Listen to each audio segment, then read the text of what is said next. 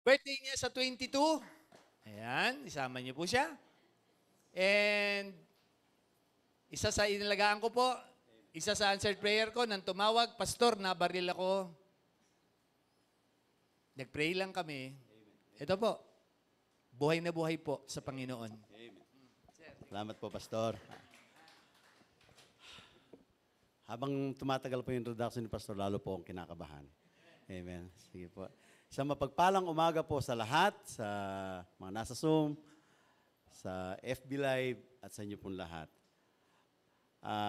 Bago po tayo manalangin at magsimula, akin pong inihikayat ang lahat. And I pray, dala-dala po natin ang ating mga Bible. Okay? O wala na po talaga nagdadala ng Bible. Pakibuksan po natin ang ating mga Biblia. Which is ito po ay confirmation, sabi nga po kay Pastor kanina, ito po yung piniprepare ko mensahe. 2 days ago, meron pong nag-post regarding sa aking pagtuturo at pinost din po ni Pastor kahapon. Kaya sabi ko, Lord, salamat. Amen. So tayo pong lahat ay magbukas ng ating mga aklat, sa ating mga Biblia, sa Romans 12, verse 1 and 2. Okay? Sabi po dito, I beseech you therefore, brethren, by the mercies of God, that you present your bodies a living sacrifice, holy, acceptable unto God, which is your reasonable service. Verse 2, and be not conformed, ito po yung na-post ni Pastor kahapon, to this world, but be ye transformed by the renewing of your mind, that you may prove what is that good and acceptable and perfect will of God. Tayo pong lahat ay pumigit, tayo pong manalangin. Hallelujah. Purihin ka, O Diyos, sa umagang ito. Patuloy, narito po kami, O Lord. Handang makinig, O Lord, sa iyong mga salita. Patuloy, kayo pong mangusap. Di po namin alam kung ano po ang plano mo, anong gusto mong parating sa amin. Pero Lord, isa lang po, kung ano po ang kalooban mo na dapat naming marinig, yun po ang nararapat. Masakit man o magaan sa aming pagtanggap, ang mahalaga, Lord, ito ang katotohanan na gusto mong parating sa amin. Samahan mo po, O Lord, kayo pong mag-usap sa bawat isa sa umagang ito. Sa pangalan ni Jesus. Amen and amen. Kumusta na po tayo mga kapatid? Kadalasan, kahit po ako, sabi nga po, bago po tayo pumasok sa ating pag-aaral, kahit po nasa church tayo, di ba? Nagwo-worship tayo, minsan yung iniisip natin ay iba. Di ba? Kadalasan, meron pong ganung pagkakataon. Di ba? Aminin man natin hindi, nangyayari po yan. Di ba? Maaaring meron dyan, sarap ng amoy, ano kayang ulam natin mamaya? Di po ba? Nawawala yung concentration, pero okay lang po yan. Ang malaga, nandito po tayo sa church, nasa tahanan tayo ng Panginoon na handang makinig. Pero siyempre, ako po nandun po yung aking konting kahilingan. Hanggat maaari po, kahit po mga bata, huwag po muna natin pahawakan ng mga cellphone. Amen? Na nag-scroll lang para manood. Kasi po, sa totoo lang, for God's glory po, alam naman po ninyo, hindi na po yung, pag nagbasa po tayo, yung mga nagtuturo, tumatayo dito, isang basa lang, imemensahe na, hindi po. Andun po yung pag-aaral, kung ano, panalangin, yung pong ipapakain po sa atin ng Panginoon ay yung talagang dapat. Amen? Kaya nga, sabi nga po kanina, kumusta na po tayo? Amen? Marami po tayong mga pinagdadaanan, ilang beses na po, sabi nga, nauna po kay Pastor Rico, yung ansaya ni ate daw, di ba? Anxiety, di ba? Worries, di ba? Si Mami siya last Sunday. Ang dami, di po ba? Yung mga pinagdadaanan ng isang tao. Wag lang po yung Kristiyano. Okay? Doon po ako mag-ano mamaya. Lahat po ng tao may pinagdadaanan. Lahat po may sitwasyon, di po ba? But the problem is how to handle those situations. Yun po yung pinaka-issue doon. Okay? So ngayon po, tingnan po natin. Kung titingnan po natin, nandun po tayo sa mga pag-aaral na kung saan mga karanasan natin. Pero sabi nga po, yan, intindihin. Kaya nga sabi nga po dun sa chapter 1 to chapter 11, ang chapter 12 po yung pinaka-conclusion na po niya. Di po, kaya nga sabi nga po ni Apostol Pablo doon, therefore, di ba? Mula sa chapter 1 to chapter 11, ang issue po dyan ay ito. Pinakikita po ni Pablo nung una na yung kanilang faith ay talaga matitindi. Kaya nga gustong pumunta dyan, sabi ng Apostol Pablo. Pero unti-unti, nakikita na yung katotohanan. Di ba? Dumating nga po dyan na ang mga babae dyan sa inyo, sabi niya, ayaw nang sabihin na po, sa mag-asawahan, di ba? Ayaw na sa kapwa, babae, lalaki, hindi na. Babae sa babae, lalaki sa lalaki. Naging carnal na po sila. Okay? Makasalanan na po ang kanilang ginagawa. At yung kaalaman nila, nasabihin natin, yun nga po, sa FS, di ba? Pag hindi mo alam yung pundasyon mo, pwede kang maligaw. Di ba? Yan po yung nangyayari, unti-unti, nawawala po sila dun sa tamang katuruan ng Diyos. Amen? At pinakita rin po doon sa chapter niya, from chapter 1 to chapter 11, yung kautusan. Okay? Na pinakikita po ni Pablo na hindi na po tayo sakop. Di ba? Pinagkatiwala, sabi nga po ni Pablo, pinagkatiwala ng Diyos sa mga Hudyo ang kautusan. Paano po tayo? Tayo po bilang mga hentil, tayo po ba'y hindi nasakop? Sabi nga ni Apostol Pablo, sakop pa rin po tayo. By grace of God, kasama po tayo. Pero, at the end of the day, sabihin na po natin, hindi na po tayo doon sa tuntunin ng 10 kautusan. Amen? Yung pong pagsunod, kaya naalala ko po kanina, sinabi ni Pastor, di po ba? Yung mga kapatiran nasa Pampanga, di ba? Ang ganda po, yung po tumanim sa aking kaisipan nung tayo po pumunta ng Pampanga, di ba? Nandun po, sabi ni Pastor, nandito kami para turuan kayong sumunod sa Diyos. Amen? Yun po yung pinakano po doon. Kaya ngayon, makita po natin, yung ganong pagkakataon, ginawa po na lahat, sabi nga, sa chapter 8, nandun po yung mga sinasabi na po sa Pablo, ano ba ang magpapahiwalay sa sa pag-ibig ng Diyos sa atin? Kahubaran ba? Alalahanan ba? Problema? Di ba? Lahat po yan, normal. Sabi nga po sa inyo, hindi po tayo exempted. Sabi nga po, yan, sa kalusugan, nandiyan na po yan. Pero ang problema po, yung problemang yan, nagkakaroon po ng pagkakataon yan kung ito po ay ini-entertain natin or mali po yung ating pagtanggap doon sa mga sitwasyon. Ngayon, pasin po yan, may nabanggit din po ako kay Pastor kanina. Na-share ko rin po, di ba? Yung ethics, yung binabigit po niya. Na napapansin ko po doon sa mga katuruan, hindi po para i-judge. Pero nangyayari po, yung mga katuruan ay patuloy po kung paano mamuhay sa mundong ito. Okay naman po yun. Pero ang nawawala po, yung totoong dapat nating maging kalagayan sa Diyos ay nawawala. Amen? Ano po bang purpose ng buhay natin? Maligtas lang po ba? Ako po'y naniniwala, hindi lang po para iligtas tayo ng Diyos. Meron po tayong gampanin, bawat isa. Amen? And of course, bago po yung mga gampaning yon, meron po tayong dapat ginagawa unang-una sa ating mga buhay-buhay. Amen? Kaya nga sabi nga po, I think Monday yata meron pong nag-message sa akin. Ako po yung nagulat, parang kilala ko to, sabi ko. Ngayon, pag search ko po ng kanyang FB, yung profile po niya, naalala ko, kilala ko to, sabi ko. Meron po siyang pinost. Nag-post po siya sa FB na sabi niya, Boss, ikaw naalala ko pag napapanood ko to. Napaisip po ako talaga ang tagal. Kasi ang nakapost ay ganito. Meron pong isang bata nangihingi ng kanin doon sa karinderya. Tapos, pinaalis siya. Tapos meron isang lalaki lumapit, nung pinaalis na, sabi niya, ate, bigyan niyo, ako na magbabayad. Ang thinking ko po, ako yung nangihingi ng kanin. Di ba? Lord, sabi ko, hindi ko naman naranasang nangihingi ng kanin sa mga karinderya. Dahil si sister din talagang inuuna niya, sinaing. Di ba? Napaisip po talaga, kung talaga ako nag-isip. Ngayon, para pa umawala yung ganong mga kaisipan, nag-message ako, Brad, saan ba kita nakasama? Nagpakilala po siya. Yung pala, kasamahan ko po sa FedEx before. So, hindi po para magano. Ngayon po, kagandahan po do for God's glory, ano ba yung tinutukoy mo doon? Nakita ba ako nangihingi ng kanin? Talagang inulit ko po talaga sa kanya. Tumawa po siya. Boss, alam mo ba, sabi niya, ang ganda na po ng, for God's glory, ang ganda po ng buhay niya. Manager na po siya ngayon sa Metrobank din. Ano na po yun.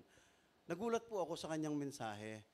Kaya ako nasabing, naalala kita, naalala mo nung bago ako sa isang malaking electronics company, pag ako po'y nagpunta doon, ang mindset ko po sa kanya, anong magagawa ko?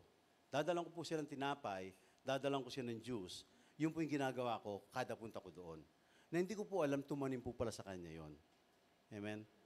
Kaya sabi ko, napakalit na bagay nun, Brad. Ang sabi po sa akin, sa'yo maliit, pero sa akin malaki. Dumating po yung pagkakataon, sabi nga po ni Pastor, talaga nandun na po yung pagkakataon, nagawa ko lang yan dahil kay Lord. Hindi ko kayang gawin yan kung sa sarili ko lamang. Dahil sinusunod ko yung pinagagawa ng Panginoon. Amen? Yun po kadalasan ang nagiging problema sa atin. Bakit po? Balikan ko po yung chapter 8. Ano po ba ang magpapahiwalay sa atin sa pag-ibig ng Diyos? Sa umaga pong ito, tingnan po natin ang ating mga sitwasyon. Sister Helen, I pray nandiyan ka, di ba? Ni-encourage ko rin po siya. Di ba? Alam po natin, nabanggit po niya sa akin, halos lahat ng institusyon ng gobyerno ngayon pinupuntahan niya para makakuha lang ng gamot. Amen? Pero sabi nga po, yung po bang magpapatigil para hindi na tayo magpatuloy sa Panginoon? Di ba? Marami po tayong makikita. Pero ang pinakamaganda po dito, kumusta na po tayo? Nandito po ba tayo ngayon dahil meron tayong problema at lalapit natin kay Lord? Di ba? Marami po mga ganun mga Kristiyano. Kaya ang sabi nga po, napakahalaga pong makita natin. Ano po ba ang dapat nating maging kalagayan sa mata ng Diyos? Lalo na po sa panahon ngayon. Hindi, salamat sa ating mga spiritual leaders, kay Pastor Ed na pinakikita po niya yung mga pangyayari na pwedeng maging dahilan para tayo po ay maging handa. Pero ang problema, sabi nga po, doon pala sa mga ganun sitwasyon, nakikita po natin, yung nagiging problema ay tayo mismo. Amen? Kaya sabi ko, salamat po sa Panginoon at patuloy. Tayo po'y nagagabayan ng ating spiritual leader na nakikita po natin kung saan na po tayo ngayon. Kaya nga sabi nga po sa iyo, sa pambungad ko, kumusta na po tayo? Kumusta na po yung ating spiritual? Kung tayo po, sabi nga ni Pastor, tingnan niyo ako, sabi ni Pastor Ed, grade niyo ako kung ano bang ano ko, pasado ba ako, di ba? Ganda po ng challenge ni Pastor sa atin. Ganon din po sa atin. Tingnan po natin ang ating mga sitwasyon, kumusta na po tayo? Hindi po ito para i-judge, o, ay ikaw kasi ganito ka, mahina ka, ganyan ka. No, hindi po. Tayo po mismo dapat ang titingin. Bakit po? Para makita po natin yung kalagayan natin sa mata ng Diyos. Tandaan po natin, ang ganda po ng awiting kanina, di ba? Andito po tayo to worship God. Andito po tayo para mabigyan siya ng kapurihan, kaluwalhatian sa lahat ng aspeto ng ating buhay. Tingnan po natin ngayon. Ating pong basahin ulit. Sa verse 1. I beseech you therefore, brethren, by the mercies of God, that you present your bodies as a living sacrifice. Okay? Holy, acceptable unto God. Ano po yung una?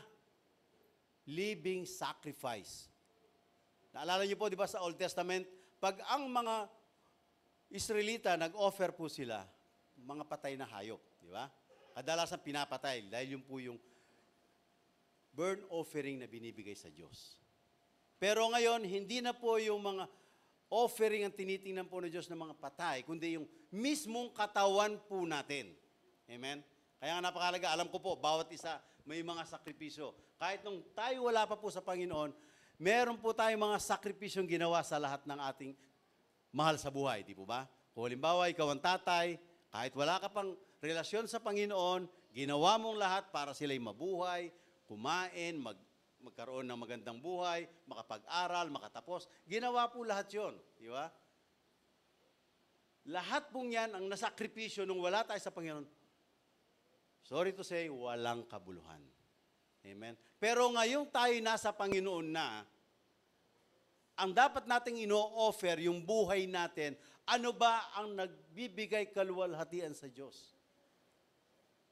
Kung meron kang nakikita, sabi nga, tulad nga po ng, binanggit po ni Pastor, yung inabot po kami ng 10:30, kaya ako po yung nakapag-aral, almost 11 na, hindi ko po na malaya, nakatulog na rin po pala ako. Amen? Talagang nandun po, ang bawat isa, nandun po yung kanilang karanasan. Pero pinakaano po doon, makita po natin, ano man pong kalagayan natin sa buhay, ano man po ang nangyayari sa ating pamilya, dapat may kaakibat po itong sakripisyo na pang-espiritual. Di Di ba? May trabaho po tayo, hindi po dapat maging dahilan para hindi na po tayo makapaglingkod sa Panginoon. Amen? Kung meron po tayong mga anak, meron tayong inaalagaan, hindi po dahilan para hindi tayo magbasa ng Biblia natin. Amen? Marami po tayong dapat gawin. Yung mismong katawan natin, kung ano yung dapat nating kinakain pang espiritual o ginagawa natin sa ating mga mahal sa buhay, gawin po natin. Kahit sa tingin po natin na parang lugi ako dito. Hindi po. Tandaan po natin, lahat ng ginagawa natin yan ay para sa Panginoon. Kaya wala po tayong dapat ipanghinayang o ikalungkot kung tayo man ay nagsasakripisyo. Tandaan po natin, lahat po dito ngayon, lahat po tayo ngayon, tayo po ay subject na tayo ay dapat sa ating buhay araw-araw, yung ating katawang pang-physical na to, ay binibigay at inaali natin sa Diyos. Hindi na po ito yung ating, alam ko na yan. Tulad po ng binanggit ni Apostol Pablo, di ba? Sa kaalaman, marami pong kaalaman ang mga taga-Roma. Pero yung kanilang kaalaman, hindi na i-apply sa kanilang mga buhay. So napakahalaga po na dapat pinakikita po natin yung pagbibigay nating sakripisyo sa ating mga buhay, hindi lang po yung sa atin, hindi lang yung may trabaho ka, sabi nga po kanina, dapat nandun pa rin paggampan mo. Di ba? Nandun po yun. Ayan, ganda, sabihin po natin. Actually, ako po nabibless kay Pastor Ed kasi talagang, di ba? Never po niyang inano dito, yung ine-exhort yung tithings. Pero sa totoo lang, kahit ano pa pong sitwasyon natin, unahin mo lagi para sa Panginoon. Mapapatites man yan, matime yan, talent, treasure, yung pong tatlong yan, pag yan inuna natin, definitely mapapaayos po yung kalagayan natin.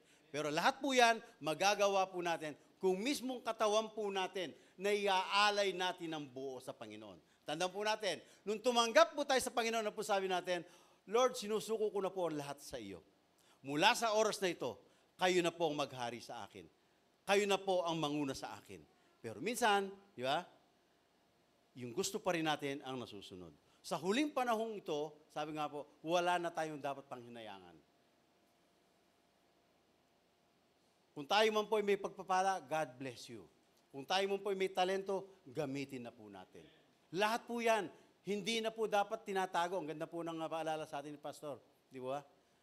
Tayo sa isang gift, huwag mo itatago, gamitin mo. Amen? Ako for God's glory, gusto ko po talagang kumanta, kaya lang, hindi pwede, parang kami ni Pastor Iisang amin linya Di ba? Mababa pa lang, nasa taas na kami Di ba? Mahirap po yun. Si Pastor Rico, sumasali mo na rin po sa amin, saka si Pastor Louie, di ba? So, kanya-kanya pong gift yan. Pero ang pinaka-ano po doon, yung sakripisyo natin, huwag nating ibilang na ginagawa ko to kasi may kapalit. No. Ginagawa ko to kasi gusto ko mag-glorify si Lord. Amen? Yun po yung pinaka doon. Holy and acceptable to God. This is the true worship. Amen? Hindi po yung galing natin kumanta, pero kung ang puso mo ay puno ng galit, puno ng sama ng loob, walang kabuluhan yung pag-awit mo dito sa Panginoon. Ibig sabihin, preparado po tayo. Kaya nga, di ba, bago po tayo magsimula ng ating pagharap sa Panginoon, di ba? Andun nagpapalinis po tayo. Kasi dapat alam po natin katayuan natin. Hindi po tayo dapat magiging religious tradition na lang na, sige, simba ako, Sunday ngayon, sabi ni Pastor, nandun ako. Di ba? Hindi po yun. Kailangan nandito po tayo kasi gusto nating mabigyan kapurihan ng Diyos. Amen? Ang ganda nga po ng challenge ni Pastor Ed sa atin At least 5 chapters a day. Pero siyempre, sabi nga po, aminin po natin, kahit po ako, aminado po ako, hindi po ako nakakapag 5 chapters. Amen? Pero kahit isang chapter lang po yan, kahit isang verse lang yan, kung ito'y pinamumuhay natin, mas mahalaga po yun sa mata ng Diyos. Amen? So lahat po ng ginagawa po natin, nakikita po ng Panginoon yan.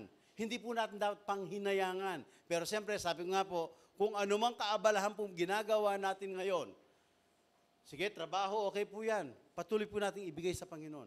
Kahit po ako, for God's glory, sabi nga po, hindi po paray taas. Pag umaga po, pagising ko po kagad sa umaga, sabi ko, Lord, Martes ngayon, may Bible study, samahan mo po ako. Matapos kumaga yung trabaho. Bakit po? Kasi yung gampaning pang-spiritual ang mahalaga. Amen? Kahit sino po sa atin. Kaya, Hindi po para itaas yung mga kapatid natin, kapwa natin, leader sa ibang bansa. Kita niyo po paano po sila magpala? Di ba? Kasi nasusunod lang yung kalooban ng Diyos. Kasi alam po nila yung pag-o-offer nilang yun ang nararapat gawin para sa kanilang buhay. Tayo po, kumusta na po tayo? Di ba? Hindi po ako para, sino ba si Brother Joey para bang kung magsalita? Hindi po. Yun po yung gustong ipakita ng Diyos sa atin ngayon sa huling panahon. Amen? Hindi na po ito yung mag-worry po tayo, ano kaya kakain natin bukas, ano kaya wala. Di ba? Hindi po. Kahit po ngayon, sabi nga, salamat Pastor, birthday ko. Wala akong dala. Amen? Hindi ako nagdala ng pagkain. Amen? Lord, ikaw na mag-provide. Amen? Pero hindi po. Siyempre, yung kasiyahan po na umabot po tayo sa ganitong panahon, di ba? Nandun pa rin po yung pag-aalay natin sa Panginoon. Amen? Kaya sabi nga po, napakasarap maglilibre pa sa JC. Amen. Di ba? Living sacrifice, holy and acceptable to God. Okay? Yun po yun. Ngayon po, tatanong po tayo doon sa pinost po nabanggitin ko na po, una Sister Mean, and then si Pastor Ed. Di ba? Do not conform to the pattern of this world. Ano po yung pattern ng mundo? Ang mundo, lalo na po sa panahon ngayon, kung paano nila maangkin kung anong gusto lang angkinin. Kayamanan yan, material man yan, di ba? Kung yan ay sabi na, kung ikaw ay politiko, di ba, madami, pangmundo, yan po yun. Pero minsan, sabi natin, ay hindi ako nakakonfirm. Tingnan po natin. Kung tayo nga po ba talaga ay hindi tayo naka-align. Okay? Kaya sabi nga po, ito pong maganda, kaya ano ko po mamaya. Di ba? Ang title po ng aking minamasahe this morning is, Being Transformed to Become a Servant. Okay? Being transformed to become a servant. Amen? I pray makita na po natin kahalagahan po nun. Amen? Titingnan po natin ngayon kung paano po tayo lumakad sa mundong ito. Yeah? Hindi na po, sabi nga po sa pag-aaral po kagabi, hindi na po yung parang hindi ka makabasag pinggan. Okay? Yeah. Amen? Ang pinakano po dito makita natin, ano po ba ang pwedeng magpahiwalay sa tao? Lalo na po sa panahon ngayon. Yeah? Kaya sabi nga po, napakasarap. Ito po, may biroan kami sa bahay. Ito po, hindi po namin kinakahiya. Hanggang sa nag-decide nga po kami para kay Sister Den. Sister Den, gustong-gusto po talaga magtrabaho. Okay po yan. Kaya lang, lagi po siyang may sakit. Yeah? So ngayon, nag-usap po kami mag-anak, sabi ko, JC, we need to decide. Ano bang priority? Spiritual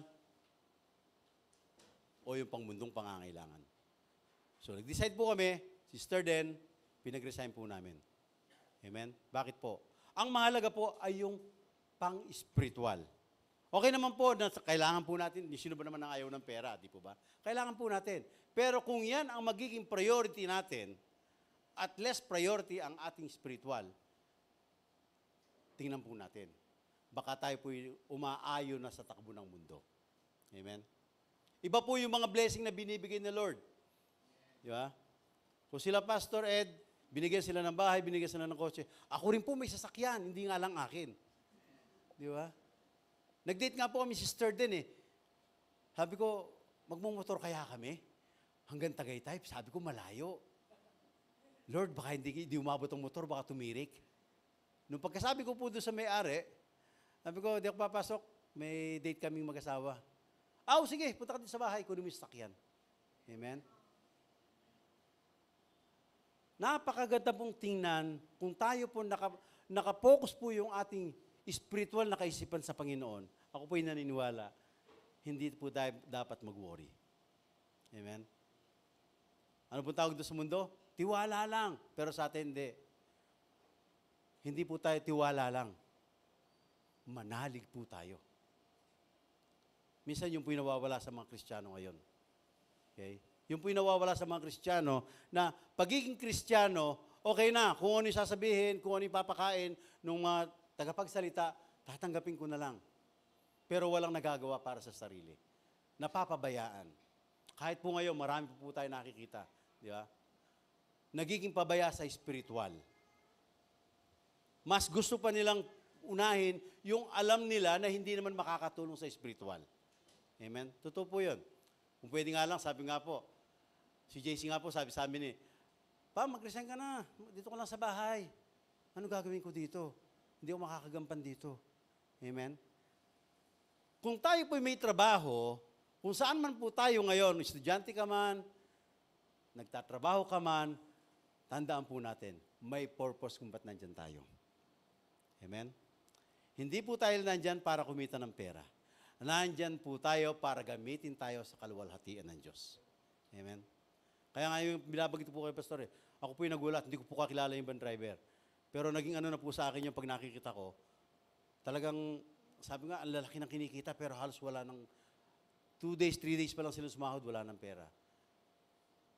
Maabutan mula ng isang soft drinks, tuwan-tuwa na sila. Ang kinagulat ko lang po sa akin, ay, Pastor, salamat po. Uy, hindi ko nga po siya kakilala. Di ba? Natuwa lang po ako. For God's glory po yun. Di ba? Ibig sabihin, hindi po tayo nagtatrabaho dahil kailangan natin ng pera. Totoo po yan, kailangan natin ng pera. Hindi na po tayo pwede maging, tawag dito, maging tawag doon, mapagkunwari. Kailangan natin ng pera, pero tandaan po natin, may purpose ang Diyos, nandyan tayo kasi gagamitin tayo sa mga kaluluwang nariyan. Amen? And of course, kanya-kanya pong gift, pero siyempre, kung hindi man po natin magawa dyan, marami pong pagkakataon. Kung nasa bahay ka, baka pwede magamit ka doon sa mga kapitbahay. Di ba? Marami pong pagkakataon na minsan nasasayang. Amen? Pero siyempre, ito po yung challenge sa atin. Nagagamit po ba natin yung kaisa-isang talentong yan? Kaya pinauna na po ni Pastor Ed sa atin, di ba? Huwag itago. Huwag sayangin. Bakit po? Kasi dapat magamit po natin yan, lalo na po sa huling panahon. Tandaan po natin, pansinin po ninyo, kung babad po tayo sa salita ng Diyos at babad po tayo sa presensya ng Diyos at lagi po tayo natin pangunahin ng Panginoon, tandaan po ninyo, hindi nyo nakikita yung mga problema. Amen? Pero pag nag-focus ka sa problema, yun na po yun. Unti-unti ka nang hihilahin ng kaaway. Kaya sabi nga po kanina, di ba? Yung pag-o-offer, madali po, Lord, I offer to you my life. Tinataas ang kamay natin. Pero hindi lang po yung sa awitin na tayo po yung nag-worship. Dapat po yung everyday life ng ating buhay, naka-offer lagi sa Kanya. Yun po yung gusto ng Diyos na makita sa atin.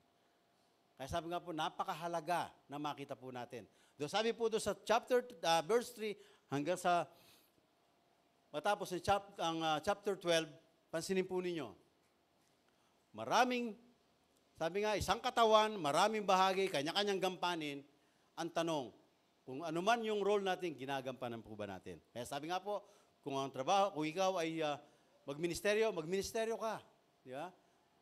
Kung propesya, magpropesya ka. Di ba? Kung mag-encourage ka. Meron po tayong gampanin. Pero yung pinakahuli po doon, ang kadalasang hindi nagagawa ng mga ibang Christian. Hindi ko po nila lahat. Ibang Kristiyano. Yung kaaway mo, yung nag-persecute sa'yo, ay sabi ni Lord, pakainin mo, ipanalangin mo, i-bless mo. Di ba? Para bang ang hirap, di po ba? Para bang ang hirap, pero hindi po. Kung talagang mahal mo ang Panginoon, magiging madali po ang lahat. Amen? Kaya napakahalaga pong tingnan po natin, kumusta na po yung kalagayan natin sa buhay. Hindi po natin dapat sabihin na, ay kasi wala akong talent dyan eh. Di ba? Ako po yung naniniwala, kung titingnan po natin at susunod po tayo sa Panginoon, ang Diyos po ang magdidirekta sa atin kung saan tayo gagamitin. Hindi po natin yung sa atin ang gusto natin. Dapat ang gusto ni Lord ang masunod natin. Hindi po yung gusto natin. Sa panahon po ngayon, marami po, for God's glory po, talaga marami po ngayon, na kontento na po ang mga Kristiyano ngayon sa SSS.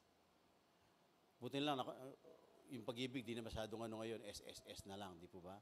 Safe, seated, yeah, satisfied. Hindi po. Kaya po tayo tinawag ng Diyos kasi gagamitin po tayo. Yun po yung mahalaga doon. Kaya sisimulan po natin sa ating mga buhay. Dapat yung buhay po natin, hindi ko po sinasabing walang kapintasan, ay kalugod-lugod sa Diyos. binibigay po natin ang the best sa Diyos. Pag ito po'y ginawa natin at acceptable sa Diyos, makakasunod na po tayo sa kanyang kalooban. Kaya sabi nga po, sa dulo, sabi nga, naalala ko po yung binanggit ni Sister Michelle last Sunday, di ba? Will of God ba yan? Yeah? Napakaganda pong isipin. Lahat po ng ginagawa natin, tingnan po natin. Yeah? Tingnan po natin. Tayo po yung niligtas ng Diyos, na-transform na po tayo para po tayo maglingkod sa Diyos. Amen? Hindi po mahaba ang mensahe ko, maiksi lang po, and I pray, huwag pong masayang. Pero kadalasan ito po yun. Naging mahina po tayo kasi hindi natin alam paano tayo magsimula. Naalala niyo po, ngayon po nasa Exodo po kami ng pag-aaral sa Bible study. Naalala niyo po si Moses? Nung sabi niya na hindi raw siya magaling magsalita. Ano sabi ng Panginoon? Ano yung hawak mo? Yeah? Yung kanya pong tungkod. Yeah? Ihagis mo. Ano po nangyari? Alam naman po natin, naging ahas. Ibig sabihin, kung ano pong meron po tayo, yan po ang gagamitin ng Diyos. Amen? Kaya huwag po kayo magtaka kung bakit. Sabi nga po kanina, di ba? Kanya-kanya po ng gift yan. Meron po talagang gampani na dapat gawin. Pero siyempre, lalo na po pag mahal sa buhay, dapat makita po yung ating pagmamahal. Amen? Na hindi po masasayang.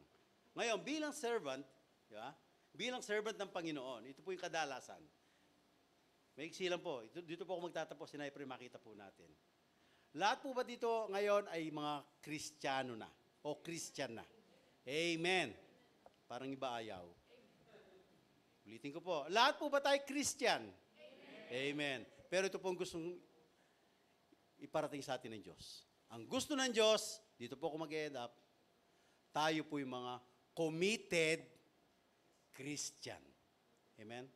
Yun po yung gusto makita ng Diyos sa atin sa huling panahon. Committed Christian ang dapat makita sa atin. Hindi Kristyanuhan, kung hindi totoong naglilingkod sa Diyos na ating kinikilala. Amen? Tayo pong lahat ay tumigil, tayo manalangin. Lord, muli salamat. Maigsi pong mensahe, pero I pray, O God, tumimo po ito sa mga puso. Maunawaan, makita namin kung ano po ang aming kalagayan ngayon sa iyong harapan. Hindi po kami mayaman, hindi po kami ganun katatalino, hindi po kami ganun ka-powerful sa mundo, pero Lord, isa lang po ang aming tinitingnan.